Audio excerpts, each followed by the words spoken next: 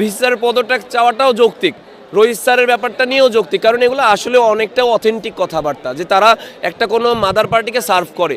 So mother পার্টিকে যারা serve করে তারা কখনোই নিউট্রাল থাকতে পারবে না, শিক্ষার্থী বান্ধবও হইতে পারবে না। সো আমার মনে হয় যে এই জায়গাগুলো খুবই অথেন্টিক এবং নিউট্রাল জায়গা, এবং এটা আসলে যৌক্তিক কথাবার্তা।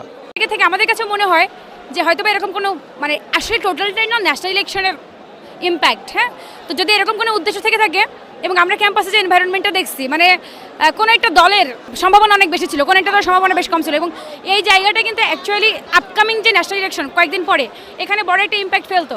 ওই জায়গা থেকে এরকম সিচুয়েশন হইতে পারে, বা গুঞ্জনটা যেটা শোনা যাচ্ছে এটা ট্রুও হইতে পারে আসলে। হ্যাঁ, অবশ্যই ছাত্রদল এবং রইসুদ্দিন স্যারের অবশ্যই হাত রয়েছে, এবং ছাত্রদল চায় যে ভিসিকে পদত্যাগ করিয়ে রইসুদ্দিন স্যারকে ভিসির আসনে বসাতে, এবং সেই সাথে এরকমটাও হতে পারে যে মানে ভিসিকে পদত্যাগ করার পরে 2 থেকে 3 মাস অর্থাৎ জাতীয় নির্বাচন পর্যন্ত এই জকসুটা স্থগিত থাকবে, এবং জাতীয় নির্বাচনের পরে জকসুটা হওয়ার সম্ভাবনা রয়েছে। কিন্তু আমরা জানি জাতীয় নির্বাচন যদি তারা অথবা তাদের পার্টি ক্ষমতায় যায় সেক্ষেত্রে এই জকসু আর হবে না।